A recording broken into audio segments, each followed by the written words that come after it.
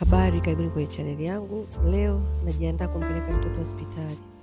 Hilo daftari mtoto tangia anazaliwa mpaka anapofikisha miaka 18 anakuwa analitumia hilo. Tumetoka nyumbani, mbele ya nyuma kuna uwanja wa mpira na sio mmoja, viwanja vingi. Na hiyo sehemu unaona pembeni ni sehemu wanazoigizia maigizo au dance. Tuliamua kutembea kwa sababu sio mbali sana, ni kama kilomita 1.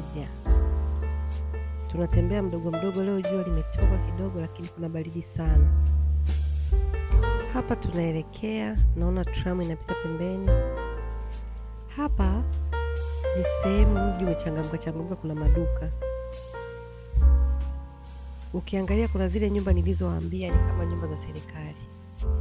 Pia wanajitahidi sana, hiyo ni cinema, yaani sehemu ya kuangalizia movies. Kwa huku kila sehemu unakuta ina sehemu za michezo na sehemu za kuangalizia movie, yani entertainment. Wanajitahidi kwa kweli. Tunatembea mdogo mdogo, tunakaa chini kule, sio karibu sana, tunaendelea kwenda. Hapa hii ni creche, sehemu wanaokaa watoto, na juu kuna gym.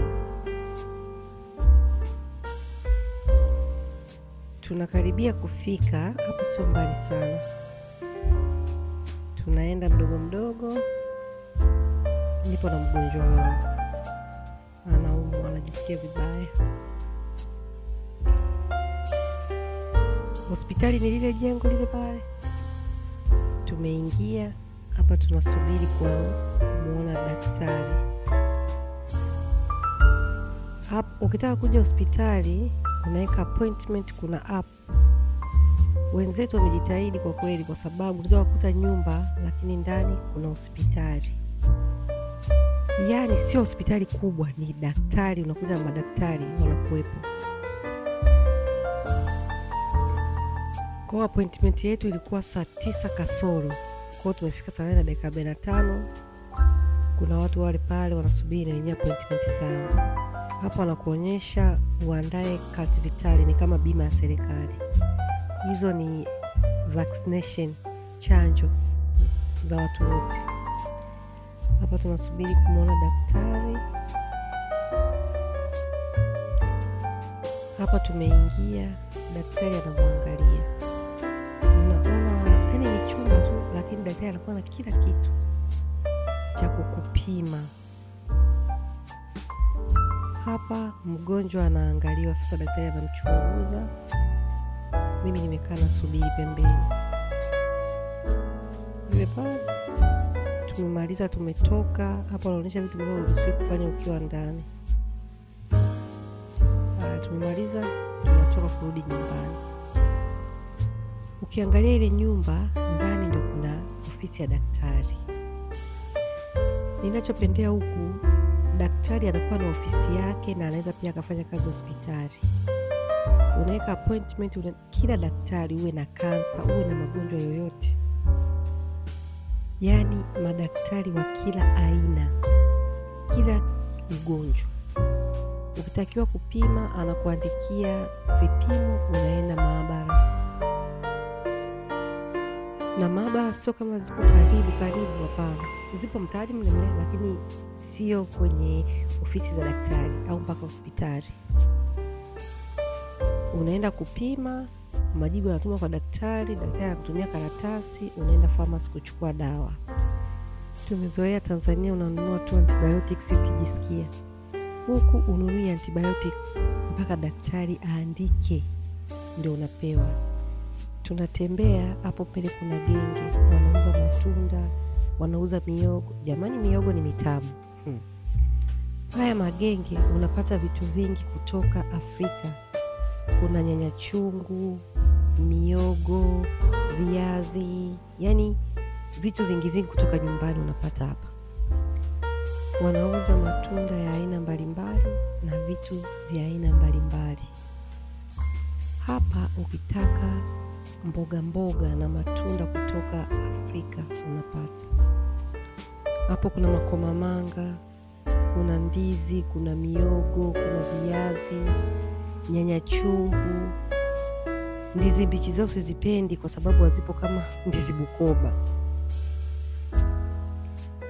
Hapo ni kwa nje, ndani ndizi zimeiva vizuri, matango, giligilani, minti, sijui pilipili. Hebu ona, kwa kweli yanapendeza hizo bamia. Yaani wanauza vitu vingi na wanapanga vizuri na ni masafi. Yaani huwezi kukuta muogo mchungu. Haya, hapo tena kuna madaktari. Umeona hicho kibao? Kuna madaktari wa kila aina. Unaweza kukuta floor ya chini yote, na pia ni makazi ya watu. Yaani huku daktari huwezi kukosa kazi kwa sababu unajiajiri mwenyewe. Daktari anakuwa na leseni yake, anakuwa na vitu vyake vya kufanyia kazi, vipimo sijui vya kupimia, lakini maabara sijui nini, yeye anakuandikia vipimo, unaenda kupima, anatumiwa majibu, anakuandikia dawa, unaenda kuchukua. Natamani sana na kwetu nchi za Afrika ingekuwa hivi, kwa sababu naamini ingetatua tatizo la kutokuwa na ajira kwa asilimia kubwa sana. Hapo tunarudi, ilikuwa saa 10 kamili, tukaamua kupita shuleni kwenda kumchukua mtoto mdogo, kijana wetu mdogo. Wanatoka shule saa 10:25 mpaka saa 10:30, na wanaingia saa 2:30 mpaka huo muda wa saa 10. Hapa tunafika, tunarudi nyumbani. Sisi tunakaa kwenye hilo jengo hilo. Tulitoka tukaenda pharmacy tukachukua dawa, kwa hapo tunarudi nyumbani. Nipo na shida yangu, wewe inahangaika tu kuonekana.